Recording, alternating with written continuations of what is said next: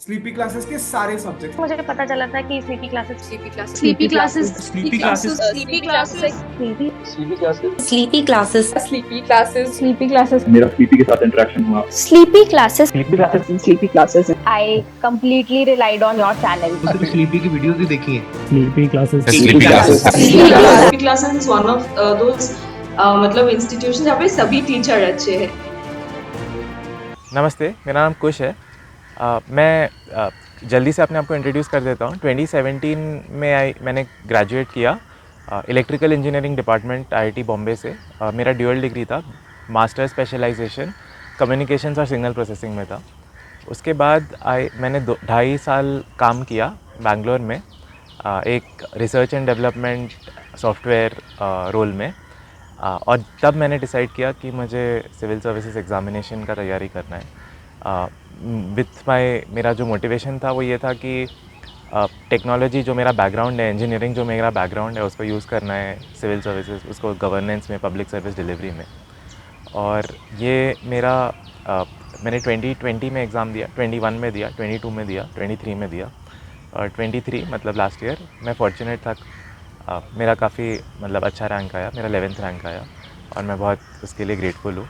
Concepts की understanding better करने के लिए मैंने क्या किया, तो सबसे पहले कि डेफिनेशंस तो अपन ने पढ़ ली। डेफिनेशंस पढ़ने के जैसे अपने पास बहुत सारे सोर्सेज हैं। जैसे एक सोर्स है जो काफ़ी अभी कॉमन है, जो बहुत सारे लोग यूज़ करते हैं और उसमें एग्जांपल्स भी अच्छे मिल जाते हैं। एक रेड बुक ऑफ एथिक्स है, तो वो मैंने यूज़ की थी। बट उसके बाद कॉन्सेप्ट का अंडरस्टैंडिंग इम्प्रूव करने के लिए बार बार उस टॉपिक के बारे में सोचो। बार बार सोचो कि ये टॉपिक अपने सोसाइटी से, आज के सोसाइटी से कैसे रिलेटेड है। और जब अपन ये सोचेंगे तब ऑटोमेटिकली अपन ऐसे एग्जांपल्स दे पाएंगे जो स्टैंडर्ड एग्जांपल्स नहीं होंगे, जो लोग बुक से नहीं लिख रहे हैं। पहले अटेम्प्ट से दूसरे अटेम्प्ट में मुझे लगा कि सेकेंड अटेम्प्ट में मैंने अपने अंडरस्टैंडिंग तो इम्प्रूव कर ली, बट जो मैंने एग्जांपल्स यूज़ किए, जो मैंने अपने जवाब में सवाल को अपने जवाब को जस्टिफाई करने के लिए जो वैल्यू एडिशन किया, वो बहुत स्टैंडर्ड था। वो था जो मैंने अलग अलग लोगों के टेस्ट पेपर्स पढ़ के उठाया था, या जो मैंने टेस्ट सीरीज़ के आंसर से उठाया था, जो मैंने रेड बुक से उठाया था, जो बाकी लोग भी कर रहे हैं। उससे इसमें डिफरेंस था कि इस बार मैंने खुद के एग्जाम्पल सोचे थे, मतलब मैंने पर्सनल लाइफ से, या जो मैंने मेरे आसपास के ऑब्जर्वेशंस हैं वहाँ से एनेक्डोट्स ऐड किए। मैंने अपने ही जीएस के, जो मैंने बाकी जीएस के सब्जेक्ट के लिए पढ़ा है, वहाँ से चीज़ें उठा के यहाँ पे ऐड की, हर एक टॉपिक से रिलेट करते हुए। तो इससे मुझे लगा कि एक तो आंसर डिफरेंट हो गया, पर बात सिर्फ आंसर डिफरेंट होने की नहीं है। मुझे लगा कि जो जवाब है, जो सवाल का जवाब है, वो अच्छे से जस्टिफाई हुआ, क्योंकि मैंने उस टॉपिक पे विचार किया और सोचा कि क्या बेस्ट जस्टिफिकेशन है। इस टॉपिक से रिलेटेड कोई सवाल आएगा तो उसका क्या बेस्ट जस्टिफिकेशन होगा, जो मैंने आसपास अपने सोसाइटी में देखा है, या जो मैंने न्यूज़पेपर में देखा है, या जो मैंने अपने बाकी जो अभी तक पढ़ाई की है उसमें देखा है। तो मुझे लगता है कि उससे बहुत हेल्प हुआ। और ये साइकिल है। आप मतलब मेरी बात सुन के लग रहा होगा कि ये एक बार में नहीं हो सकता, ये एक आइटरेटिव साइकिल है। तो मैं एकदम आपके साथ 100% एग्री करूँगा। ये एक आइटरेटिव साइकिल है, एक बार में आपके पास जो बेस्ट वो है वो तो नहीं आएगा। तो इसके लिए प्रैक्टिस बहुत ज़रूरी हो जाती है। इसलिए एथिक्स में सपोज़ आप बाकी जीएस के जीएस में 3 पेपर लिख रहे हैं, 4 पेपर लिख रहे हैं, 5 पेपर लिख रहे हैं, तो आप एथिक्स में हमेशा थोड़े ज़्यादा पेपर लिखिएगा, क्योंकि एथिक्स में ये आइटरेशन इम्प्रूव करने के लिए थोड़ा ज़्यादा टाइम लेता है। तो जैसे इस बार मैंने एथिक्स में आई थिंक 8 पेपर लिखे थे शायद टोटल, मे बी शायद 8 से भी ज़्यादा लिखे होंगे। पार्ट ए तो शायद 8 से भी ज़्यादा लिखे होंगे, overall part A part B मिला के शायद 7 लिखे होंगे। तो मुझे लगा कि ये आइटरेटिव चीज़ बहुत हेल्प किया। जैसे इंटीग्रिटी का कॉन्सेप्ट है, तो इंटीग्रिटी के कॉन्सेप्ट के लिए मैं एग्ज़ाम के 4 दिन पहले तक एक पर्टिकुलर एग्जांपल यूज़ कर रहा था। ये रेड बुक से ये एग्जांपल है, एम विश्वेश्वरैया जी का। एग्ज़ाम के 4 दिन पहले मुझे एक नए एग्जांपल के अक्रॉस आया और मैंने वो यूज़ करना चालू कर दिया। तो ये एक आइटरेटिव प्रोसेस है, और ये iterative process with practice improve होगा सबसे ज़्यादा, विद प्रैक्टिस और with focusing on the concept to understand more about it. तो मैंने रेड बुक के बारे में बात किया और मैंने टेस्ट सीरीज़ के बारे में बात किया। तो रेड बुक का अमेज़ॉन पे ऑर्डर किया था मैंने। बहुत आई थिंक काफ़ी नॉट अ वेरी मतलब हाई प्राइस, कोई नॉमिनल अमाउंट पे अमेज़ोन पे मिल जाएगा। उसके अलावा ऑनलाइन भी मिल ही जाएगा। मेरे को फ़िज़िकल कॉपी चाहिए था तो इसलिए मैंने किया था। I think about less than 200 rupees था मुझे, अगर याद हो तो। टेस्ट सीरीज़ के बारे में मैंने ओवर द ईयर्स बहुत सारे टेस्ट सीरीज़ किए हैं। मैंने विजन IAS का टेस्ट सीरीज़ किया है, मैंने नेक्स्ट IAS का टेस्ट सीरीज़ किया है, मैंने फोरम का टेस्ट सीरीज़ किया है। मैंने इस साल स्पेसिफिकली वी के जो विकास सर हैं उनके VK IAS का टेस्ट सीरीज़ किया था, उससे भी मतलब हेल्प हुआ। मैंने इस साल स्पेसिफिकली एक एथिक्स और एसे के लिए क्रोम का टेस्ट सीरीज़ किया था। तो मुझे सबसे हेल्प हुआ है ओवर द ईयर्स। और सबसे हेल्प इसलिए हुआ है क्योंकि टेस्ट सीरीज़ में feedback is obviously important, but जो लिखने वाला पार्ट है उसमें ये मैटर नहीं करता कि वो क्वेश्चंस किसने बनाया, उसमें ये ज़्यादा मैटर करता है कि आप बैठ के लिख रहे हो। आप बैठ के एक साथ 5 क्वेश्चन 10 क्वेश्चन, शुरू में 5 फिर 10 फिर 20 क्वेश्चन लिख रहे हो। तो इम्पॉर्टेंट है, फीडबैक लेके अपन को इम्प्रूव करना है, पर सबसे पहले इम्पॉर्टेंट है कि अपन को बैठ के लिखना है। और क्वेश्चन का सोर्स इम्पॉर्टेंट नहीं है, क्वेश्चन का सोर्स कुछ भी हो सकता है। अपन को अपना पूरा डेडिकेशन के साथ, अपन को अपने तैयारी के साथ, बीच बीच में भले शुरू में नोट्स रेफ़र करने हैं तो कर सकते हैं। मैंने बहुत सारे टेस्ट जो लिखे हैं, in fact majority of the test जो मैंने लिखे हैं उसमें मैंने बीच बीच में अपने नोट्स रेफ़र करके लिखे हैं। बट इम्पॉर्टेंट ये नहीं है कि आप नोट्स रेफ़र करके लिख रहे हैं या नहीं लिख रहे हैं। इम्पॉर्टेंट ये नहीं है आप इस इधर के क्वेश्चंस का लिख रहे हैं, इधर के क्वेश्चन लिख रहे हैं। इम्पॉर्टेंट सबसे ज़्यादा है कि आप लिख रहे हैं, क्योंकि मेंस में at the end of the day मेरे हिसाब से जो चीज़ सबसे ज़्यादा हेल्प करती है वो प्रैक्टिस। और एथिक्स में ज़्यादा इंपॉर्टेंट है, बट बाकी GS में भी ये इंपॉर्टेंट है। मैं बाकी GS पे एक बार कर लेता हूँ। तो GS 1, 2 और 3 में मुझे थोड़ा फ़र्क लगता है, in the sense that GS 3 में थोड़ा डेटा और फैक्ट्स मेरे हिसाब से ज़्यादा इंक्लूड करने से ज़्यादा हेल्प होता है। पर्सनली मेरे GS 3 में मार्क्स लास्ट ईयर और इस साल अराउंड 100 रहे हैं, विच मतलब जो एब्सोल्यूट लेवल पे बहुत अच्छा नहीं है, बट शायद GS 3 में लास्ट 2 साल में थोड़ा स्कोर्स ओवरऑल कम ही रहे हैं।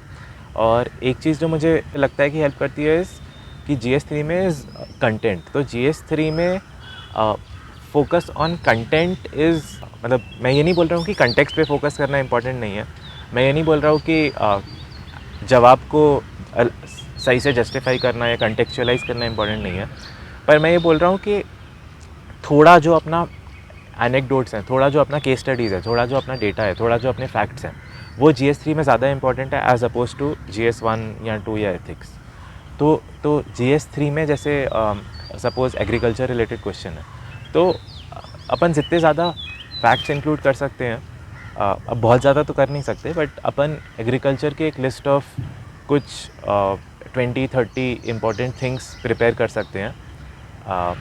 एंड प्रैक्टिस इस डायरेक्शन में कर सकते हैं कि क्वेश्चन भले ही जो भी आए, मैं किस तरह से इन फैक्ट्स को कॉन्टेक्चुअलाइज करूँगा क्वेश्चन में यूज़ करने के लिए।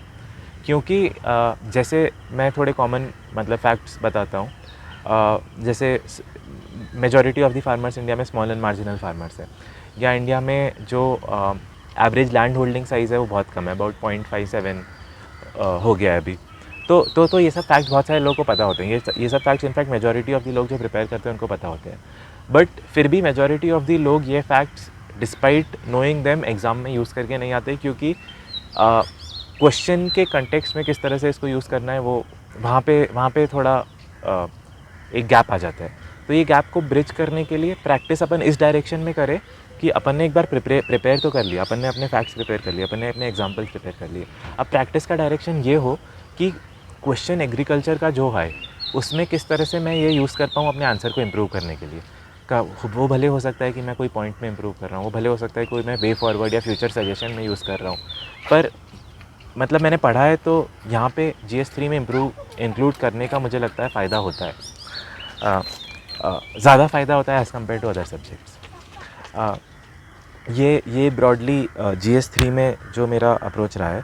बाकी GS 3 में एक मतलब इकनॉमी एक सब्जेक्ट है और क्वेश्चंस भले ही मेंस में बहुत ज़्यादा नहीं आते, बट इकनॉमी का एक बार अच्छा अंडरस्टैंडिंग हो जाए तो मुझे लगता है कि उससे बहुत सारा कॉन्फिडेंस आता है।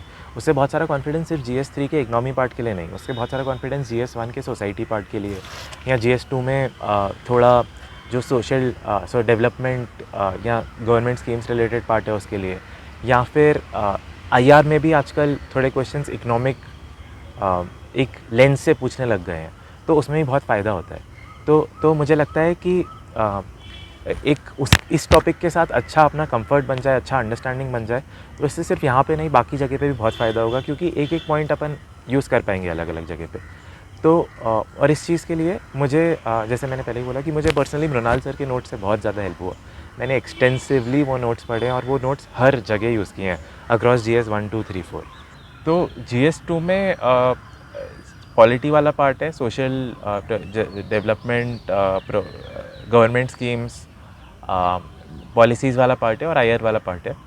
तो यहाँ पे भी केस स्टडीज़, एनेक्डोट्स, ये सब इम्पॉर्टेंट है, बट एज सच जो GS 3 में डेटा या फैक्ट्स इंपॉर्टेंट है वो यहाँ पे एज इट इज़ इम्पॉर्टेंट नहीं है। यहाँ पे ना डिफरेंट वे इंपॉर्टेंट है। Different way in the important है कि एग्जैक्ट डेटा भले ही नहीं हो तो चलता है, पर जो केस स्टडी है, जो थीम है, उसके बारे में लिखना ज़रूरी है। तो यहाँ पे फोकस एकदम ये नहीं है कि आपको जो एग्जैक्ट चीज़ें हैं वो पता है या नहीं है, जो जस्टिफिकेशन दे रहे हो वो एग्जैक्ट है या नहीं है, बट फोकस इस पे है कि सपोज़ पार्लियामेंट्री प्रोसीडिंग्स पे क्वेश्चन पूछा या सपोज़ राज्यसभा पे क्वेश्चन पूछा, तो फोकस इस पे है कि क्या अपन सारे थीम्स को कवर कर सकते हैं, क्या अपन राज्यसभा के रोल्स अलग अलग मैटर्स में जो हैं उस पर कवर कर सकते हैं, क्या अपन राज्यसभा के मेंबर्स पे टच अपॉन कर सकते हैं, क्या अपन हिस्टोरिकली या कुछ लेगेसी है उस पर टच अपॉन कर सकते हैं, पार्लियामेंट्री उस पर कुछ रोल हो तो क्या अपन अटेंडेंस पे टच अपॉन कर सकते हैं, क्या अपन जो मेंबर्स ऑफ पार्लियामेंट है उनके एफिकेसी पे टच अपॉन कर सकते हैं, क्या अपन number of days of sitting पे टच अपॉन कर सकते हैं, क्या अपन इस पे टच अपॉन कर सकते हैं कि एक टॉपिक है वो कितना डिस्कस हो रहा है, क्या अपन इस पे टच अपॉन कर सकते हैं कि जो मेंबर्स हैं उनका कुछ समथिंग लाइक क्रिमिनल रिकॉर्ड या पास्ट रिकॉर्ड, क्या अपन लेगेसी वाइज किसी टॉपिक पे टच अपॉन कर सकते हैं। तो फोकस इस तरह से होना चाहिए कि क्या अपन सारे थीम्स को कवर कर सकते हैं और वो थीम्स को अपन आंसर से लिंक कर सकते हैं या नहीं कर सकते। तो broadly polity, most of the questions polity से ही रिलेटेड डायरेक्टली या इनडायरेक्टली होते हैं, और ब्रॉडली ये पर्सनली मुझे लगता है कि बहुत हेल्पफुल है। बाकी सोर्स वाइज तो अगेन इसमें भी अब एक सोर्स तो लक्ष्मीकांत है, बट लक्ष्मीकांत मेरे को लगता है कि मेंस पॉइंट ऑफ व्यू से तो और प्रीलिम्स पॉइंट ऑफ व्यू से भी अब यूटिलिटी तो कम ही हो गई है।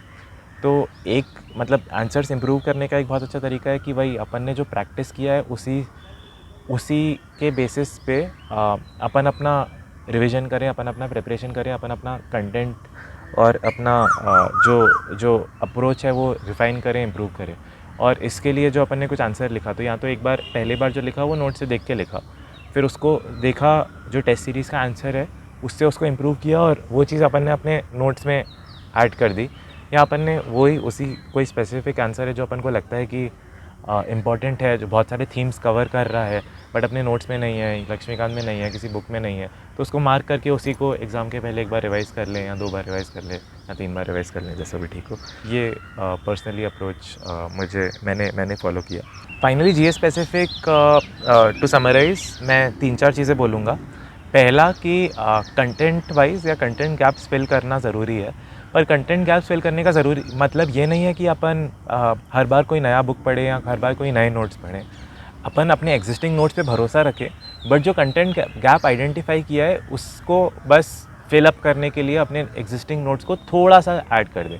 ऐसा नहीं है कि कोई एक गैप आइडेंटिफाई किया तो उसके लिए बहुत ज़्यादा पढ़ने की ज़रूरत है, कोई एक गैप आइडेंटिफाई उसके लिए थोड़ी सी चीज़ ऐड करने की ज़रूरत है, या एक पेज कोई आंसर में मार्क करने की ज़रूरत है और वो पेज वापस पढ़ने की ज़रूरत है। बेसिकली ये मेरा पर्सनल व्यू है।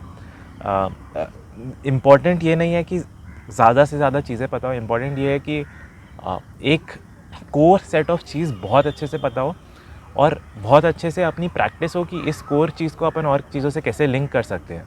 तो कोई नई चीज़ पता भी चली तो उसको अपन को अपने कोर चीज़ से लिंक करना बहुत ज़रूरी है। वो कोर चीज़ क्या है? वो कोर चीज़ है जो सिलेबस है, जो एग्ज़ाम का जो यूपीएससी ने दिया है। मेंस के लिए यूपीएससी ने एक बहुत वेल डिफाइंड सिलेबस दिया है। वो सिलेबस के अराउंड ही आपका जो कोर है वो रिवॉल्व करना चाहिए। सॉरी, ये एक इम्पॉर्टेंट पार्ट है, ये मैंने पहले टच अपॉन नहीं किया, बट मेंस के लिए चारों GS1, GS2, GS3, GS4 चारों के लिए एक बहुत वेल डिफाइंड सिलेबस है, और जो अपना कोर सेट ऑफ वो है वो हमेशा उससे लिंक होना चाहिए। कुछ नया पता चले तो नया पता चलना तो ऑब्वियसली बहुत अच्छी बात है, अपन सीख के भी एक्साइटेड होते हैं, सीख के खुशी भी होती है कि कुछ नया सीखे आज, बट कुछ नया सीखे तो एग्ज़ाम पॉइंट ऑफ व्यू से अपन को ये पता होना चाहिए कि अपन जो पुराना अपन को पता है उससे कैसे लिंक हो रहा है और आगे और चीज़ों से कैसे लिंक किया जा सकता है। क्योंकि इन आइसोलेशन कुछ नया जानेंगे तो उसका इतना मज़ा नहीं है जितना अगर अपन ने कुछ नया जाना और उसको बहुत सारी चीज़ों से लिंक कर लिया, समझ लिया कि ये नई चीज़ किस तरह से फिट हो रही है इन दी लार्जर पिक्चर।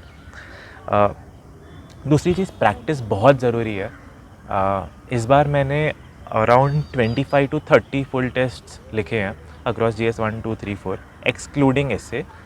और पर्सनली मुझे लगता है कि प्रैक्टिस से बहुत हेल्प होता है क्योंकि रिफाइनमेंट होता है, आइटरेटिव प्रोसेस है। GS 1 2 3 में भी आइटरेटिव प्रोसेस है, बट GS 4 में all the more important iterative process है। एग्जाम्पल्स देना बहुत ज़रूरी है एक्सटेंसिवली अपने पॉइंट्स को जस्टिफाई करने के लिए। सपोज़ आपने लिखा कि ये आंसर को जस्टिफाई करने के लिए आपने ये 1 2 3 4 पॉइंट लिखे, तो उसके साथ एग्जांपल देना बहुत ज़रूरी है क्योंकि एग्जांपल से लगता है कि हाँ आपको समझ आया।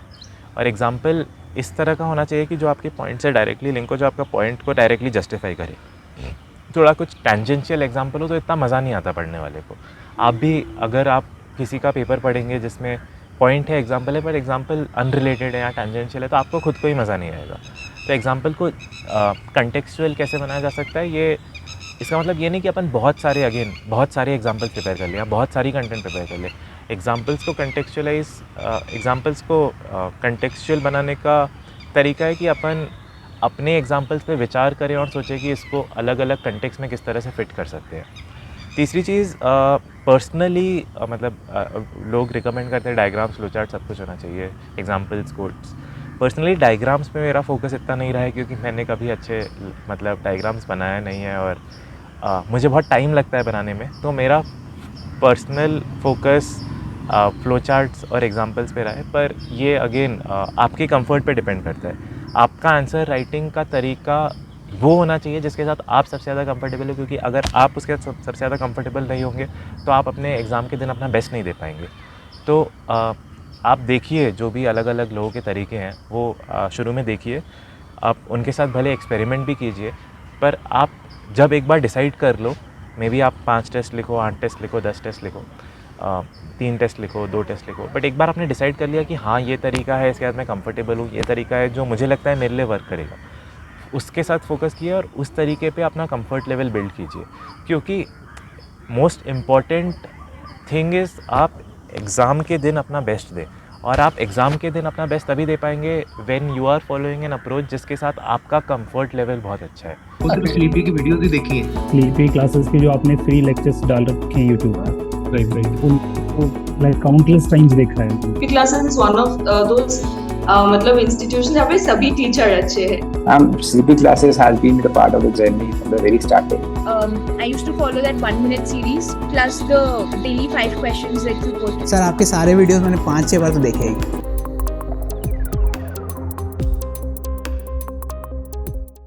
ये एक पर्सनली मुझे लगता है बहुत इंपॉर्टेंट चीज़ है। जैसे कंक्लूजन्स लिखना और इंट्रोडक्शंस लिखना सब बोलते हैं, इंट्रोडक्शंस मैं मानता हूँ इंपॉर्टेंट है। कंक्लूजन्स इस साल मैंने 10 मार्कर्स में हार्डली एनी क्वेश्चन में लिखे हैं, क्योंकि पर्सनली मुझे लगता था कि कंक्लूजन में बस सेम बात मैं रिपीट कर दे रहा हूँ, या कंक्लूजन में कुछ कर नहीं पा रहा हूँ, कंक्लूजन में बस मेरा सोचने में थोड़ा टाइम लग जा रहा है। तो मैंने कंक्लूजन्स नहीं लिखे ऑनेस्टली। मैंने कई क्वेश्चन में वे फॉरवर्ड लिख दिया है, कई क्वेश्चन में केस स्टडी लिख दी है। तो ये सब लोग लिखते हैं इंट्रोडक्शन कंक्लूजन, इसका मतलब ये नहीं है कि लिखना ज़रूरी है। ये ज़्यादा ज़रूरी है कि आप जो फॉलो कर रहे हो वो अब एकदम एक्सट्रीम कुछ जैसे इंट्रोडक्शन ही नहीं लिख रहे, एक आध क्वेश्चन में नहीं लिखा, 2 क्वेश्चन में नहीं लिखा चलता है, बट हर क्वेश्चन में नहीं लिखा ये नहीं कर सकते। बट जैसे 15 मार्कर्स में मेरे को लगा कि कंक्लूजन लिखना ज़रूरी है, बट 10 मार्कर्स में कंक्लूजन कुछ ऐड नहीं कर रहा है, बस मेरा टाइम ले रहा है, तो मैंने कंक्लूजन्स हटा दिए 10 मार्कर्स से। इससे मेरा टाइम भी बच गया। इससे कंक्लूजन की मैं एक एक्स्ट्रा पॉइंट या एक वे फॉरवर्ड या एक कुछ केस स्टडी लिख पाया। तो आप इस तरह से एक्सपेरिमेंट कर सकते हैं छोटे छोटे इन टर्म्स ऑफ आपका एग्जैक्ट अप्रोच क्या होगा, और एक ऐसा तरीका फाइनलाइज कर सकते हैं जिस पे आपको कॉन्फिडेंस आए, जिस पे आपको लगे कि हाँ ये मैं एग्ज़ाम में लिखूँगा और इस तरह से मेरा बेस्ट में आएगा, और आपका बेस्ट आया तो फिर आपको वो रिवॉर्ड करेगा। तो ये एक बहुत इंपॉर्टेंट चीज़ है। और इसी से रिलेटेड मैं एक लास्ट चीज़ बोलना चाहता हूँ। मुझे पता है इस वीडियो में बता रहा हूँ मैंने कैसे तैयारी की, पर मैं ये भी बोलना चाहता हूँ कि ये तैयारी का तरीका मेरे लिए काम किया, ये तैयारी का तरीका एग्जैक्ट सेम आपके लिए काम करे या नहीं करे ज़रूरी नहीं है। आपको वो तरीका ढूंढना है जो आपके लिए सबसे ज़्यादा हेल्पफुल हो, क्योंकि आपकी पढ़ाई, आपकी तैयारी सबसे ज़्यादा इफ़ेक्टिव, सबसे ज़्यादा प्रोडक्टिव तब होगी जब आप एक ऐसे तरीके के ढूंढ लेते हैं जिसमें आपको सबसे ज़्यादा मज़ा आए, जिसमें आपका कंफर्ट लेवल सबसे ज़्यादा हो। तो ये जानना भले ही ज़रूरी है कि और लोगों ने किस तरह से अप्रोच किया, किस तरह से स्ट्रैटेजाइज़ किया, क्या सोर्सेस यूज़ किए, बट अल्टीमेटली आपको अपना बेस्ट देना है। और आपको अपना बेस्ट और किसी का तरीका एज इट इज़ फॉलो करके नहीं दे पाओगे। आप अपना बेस्ट तरीका तब दे पाओगे जब आपने खुद ने डिस्कवर किया कि हाँ, इससे मुझे मज़ा आ रहा है, इससे मैं आगे बढ़ रहा हूँ, इससे मैं इम्प्रूव कर रहा हूँ। क्योंकि ultimately at the end of the day मेरे हिसाब से ये सबसे ज़्यादा इंपॉर्टेंट है, ये मैं ज़रूर बोलूँगा। और इसका एक और लिंक है कि पढ़ने का तरीका भी सबका डिफरेंट होता है, नोट्स बनाने का तरीका भी सबका डिफरेंट होता है। कई लोग नोट्स नहीं भी बनाते हैं, कई लोग बस बुक में हाईलाइट कर लेते हैं, पेपर में हाईलाइट कर लेते हैं, और वो लोग भी टॉपर होते हैं। कई लोग लैपटॉप पे नोट्स बनाते हैं, कई लोग फिज़िकली नोट्स बनाते हैं। मैंने दोनों चीज़ें की है, कई सब्जेक्ट के नोट्स नोटबुक में बनाए, कई सब्जेक्ट के नोट डिजिटली बनाए हैं। कई लोग कोई ऐप यूज़ करते हैं नोट्स बनाने के लिए फ़ोन पे, और कोई भी तरीका सही या गलत नहीं है। सब मतलब तरीका वो तरीका सही है जो आपको सबसे ज़्यादा हेल्प करता है। तो आप मेरी बात सुन के या किसी की बात सुन के प्लीज़ ये मत सोचिए कि इससे सबसे ज़्यादा हेल्प होगा। सबसे ज़्यादा हेल्प आपको उस चीज़ से होगा जिसमें आप पर्सनली सबसे ज़्यादा कंफर्ट हो, जिसमें आपको सबसे ज़्यादा मज़ा आ रहा है। सॉरी, मुझे ये पहले बोलना चाहिए था, ये मैंने पहले बोला नहीं, बट ये बहुत इंपॉर्टेंट है। और लास्ट एस्से पे थोड़ा सा मैं टच अपॉन कर देता हूँ। एस्से के लिए मेरा पर्सनल वो है कि कोई अलग से तैयारी नहीं करना है, अपना जो कंटेंट होगा वो अपने जीएस से ही आएगा। प्रैक्टिस ज़रूर करना है, और प्रैक्टिस दो तरीके से करना है। एक पूरा एस्से लिख के करना है, पर पूरा एस्से आप कितना लिख सकते हो? 10 लिख सकते हो, 12 लिख सकते हो, 15 लिख सकते हो, शायद 20 भी लिख लोगे। पर अपन को उससे ज़्यादा प्रैक्टिस करना है। तो उससे ज़्यादा प्रैक्टिस कैसे करें? तो उससे ज़्यादा प्रैक्टिस मतलब मैंने पर्सनली 10-12 ऐसे लिखे थे, बट उससे ज़्यादा प्रैक्टिस ये मैंने लास्ट ईयर, इस साल इतना नहीं किया, लास्ट ईयर मैंने ये बहुत किया था। मैं और मेरा एक फ्रेंड था, हम रोज़ रात को एक ऐसे का टॉपिक पिकअप करते थे और पूरा नहीं लिखते थे। हम 20 मिनट में उसका 2 पेज में या 2.5 पेज में आउटलाइन लिख लेते थे, कि पूरा ऐसे हम कवर कर लेते थे, बट पूरे सेंटेंसेस नहीं लिखते थे। हम बस छोटे छोटे नोट्स में लिख देते कि हम इंट्रोडक्शन में ये लिखेंगे, फर्स्ट पैराग्राफ में ये लिखेंगे, सेकंड में ये लिखेंगे, एग्जांपल ये दे सकते हैं, या एग्जैक्ट पैराग्राफ भी नहीं, बट पहले ये टॉपिक, फिर ये टॉपिक, फिर ये एग्जांपल, फिर ये टॉपिक, फिर ये एग्जांपल, फिर ये टॉपिक, फिर कंक्लूजन में ये लिखेंगे, ये गवर्नमेंट स्कीम का ये ले सकते हैं। और ये एक्सरसाइज करनी है 20 से 25 मिनट में। उसके बाद फिर हम एक दूसरे को फ़ोन करके डिस्कस कर लेते थे, आइडियाज़ एक्सचेंज कर लेते थे। तो total 30-35 minutes, 30 minutes approximately 20 + 10 minutes में, या 20 + 20 मिनट्स में, 40 मिनट्स में ये एक्सरसाइज हो जाती थी। इससे ऐसा होता था कि पूरा ऐसे नहीं लिख रहे, बट ऐसा हो गया कि एक पूरा ऐसे लिख लिया। ये आप अगर रोज़ करोगे, एवरी ऑल्टरनेट डे भी करोगे, तो आपके 40-50 ऐसे हो जाएंगे। तो इंस्टेड ऑफ मतलब पूरे ऐसे तो लिखने ही है, पूरे ऐसे लिखने का प्रैक्टिस ज़रूरी है, बट वो अपन मतलब बियॉन्ड अ पॉइंट नहीं कर सकते। बट ये अपन ऐसी चीज़ है जो अपन 30-35-40 मिनट्स रोज़ या एवरी ऑल्टरनेट डे निकाल सकते हैं, और इससे अपन अबाउट 40 एसेस कवर कर सकते हैं। तो दिस इज़ समथिंग जो मैंने सेपरेटली एस्से के लिए किया।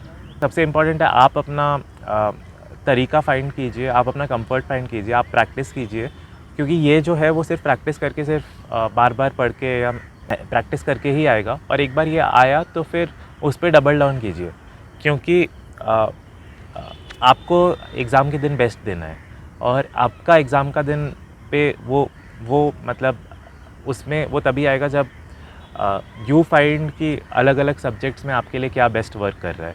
तो शुरू में थोड़ा एक्सपेरिमेंटेशन ठीक है, पर एक बार आपने अपना कोर चीज़ डिसाइड कर लिया कि किस तरह से करना है, कहाँ से पढ़ना है, तो फिर और बहुत ज़्यादा इधर उधर नहीं जाना है। उस पर कॉन्फिडेंस रखना है, उसको बार बार पढ़ना है, उस पर विचार करना है, उसके साथ और बिल्ड करना है कंफर्ट लेवल, उसके बेसिस पे प्रैक्टिस करना है, प्रैक्टिस अच्छा खासा करना है, अलग अलग सिचुएशंस में प्रैक्टिस करना है, अलग अलग कंटेक्स्ट के क्वेश्चंस को उस चीज़ से रिलेट करने का प्रैक्टिस करना है। सबसे इम्पॉर्टेंट है कि जो मैंने बोला वो आप थोड़ा पिंच ऑफ सॉल्ट लीजिए, इन द सेंस कि वो तरीका मेरे लिए हेल्प किया क्योंकि मैं उसके साथ कंफर्टेबल हो गया और मैंने उस तरीके से बहुत प्रैक्टिस किया। सबसे इम्पोर्टेंट आपके लिए है कि आप भी अपना तरीका ढूंढें, उसके लिए आप पढ़ें, आप प्रैक्टिस कीजिए, पढ़ें फिर से प्रैक्टिस कीजिए, पढ़ें फिर से प्रैक्टिस कीजिए, और एक बार आपको डिस्कवर हो गया, एक बार आपको समझ में आ गया कि हाँ ये मेरे लिए काम कर रहा है, तो फिर उस पर डबल डाउन करना है, तो फिर उसके बेसिस पे उसको अपना कोर बनाना है, उसको कोर बना के जो भी अपन ने नया सीखा उस कोर्स से लिंक करना है, जो भी अपन ने प्रैक्टिस किया उस कोर्स से लिंक करना है, कोई नया कंटेक्स्ट का कोई नए टॉपिक का सवाल है उसको उससे लिंक करना है, उसको उसके लिंक करके कॉन्स्टेंटली इम्प्रूव करना है। तो ये मेरे हिसाब से सबसे ज़्यादा हेल्प करेगा। और all the very best to you, my best wishes are with all of you. Thank you so much.